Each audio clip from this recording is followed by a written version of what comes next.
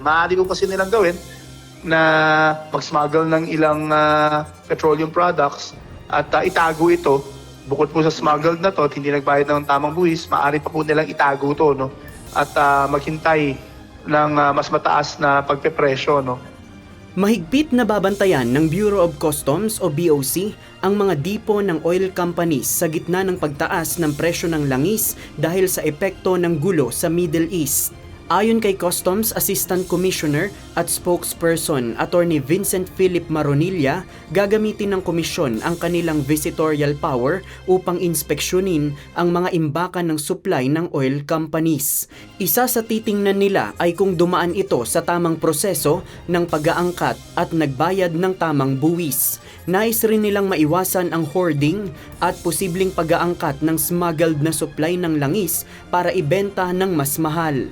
Upang matiyak ito, titingnan ng komisyon ang aktwal na supply ng langis at ang deklarasyon ng mga kumpanya mula sa kanilang imbentaryo.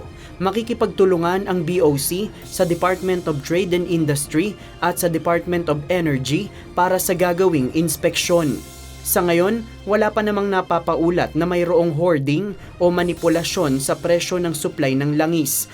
Ngunit oras na mapatunayan ang ganitong paglabag ay titiyakin ng komisyon na mananagot ang mga oil company sa mga umiiral na batas. Maaari pong may paglalabag dyan, no? Meron din po paglalabag yan ng ating tinatawag na Philippine Competition Laws, no? Yung pong pagmamanipula. Meron din pong mga paglabag yan sa Price Act na under the jurisdiction ng Department of Trade and Industry.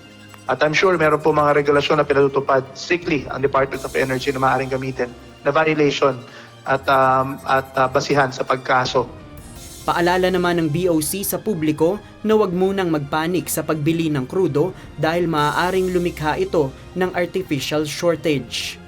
Nauna nang sinabi ni Pangulong Ferdinand Marcos Jr. na mayroong sapat na supply ng langis ang bansa na maaaring tumagal ng hanggang 50 o 60 araw sa kabila ng epekto ng geopolitical tension sa Middle East. JP Nunez, UNTV, News and Rescue. Diyos ang aming sandigan, serbisyo publiko ang aming pinahahalagahan.